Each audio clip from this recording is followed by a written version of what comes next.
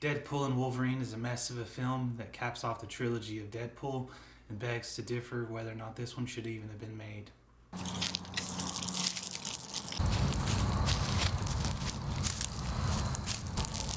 The film stars Ryan Reynolds and Hugh Jackman as Deadpool and Wolverine. It's the third installment of the Deadpool series, the first one to be underneath the MCU.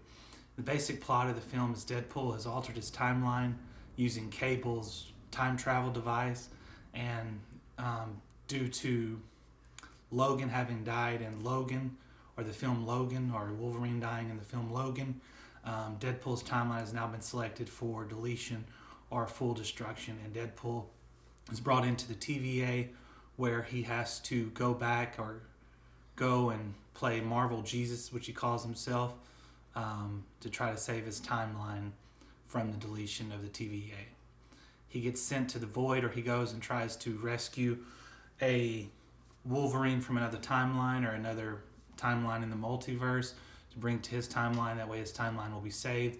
And in reality, both of them get sent to the void, where the void is where all timelines go, or people who are being naughty or people who are being a problem get sent to be deleted or to be destroyed. They go into the void. While in the void, they meet up with various characters who are part of Marvel's timeline from the 20th Century Fox timeline, or 20th Century Fox movies like the X-Men, or shelf projects like Gambit and the Blade series. While in the void, they have some misadventures. They fight a few times. A couple of gratuitous fight scenes with CGI blood being thrown everywhere. It's basically just two immortal beings not being able to be killed. They just regenerate the entire time fighting each other. Deadpool meets up with Cassandra Nova, who is the one who runs the void. They escape from her because they're trying to be fed to a character that is made with fourth wall breaking reference to be from one of the Loki seasons in the TV series Loki and Marvel, who eats characters or creations. If you didn't know what that is, it's just another plot point in the film.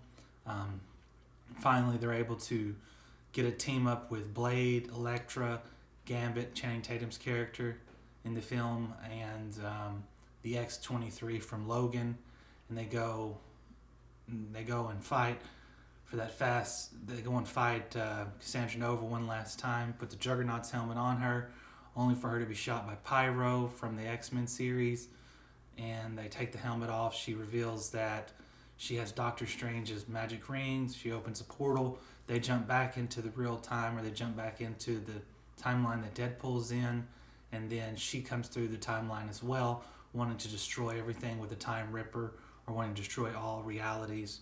So they have to do one last little team up to defeat her after fighting a bunch of Deadpools, or the Deadpool squad.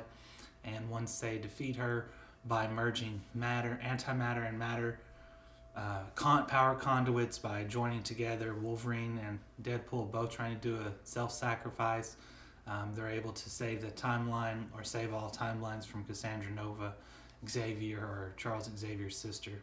It's kind of a mess. It's full of fourth wall breaking material, same as the other Deadpools, the same as the other Deadpool movies or Deadpool films. It just happens to be a little bit much. A lot of the jokes fall flat. It is very filled with toilet humor, or Ryan Reynolds' main shtick is Deadpool kind of wears a little bit thin.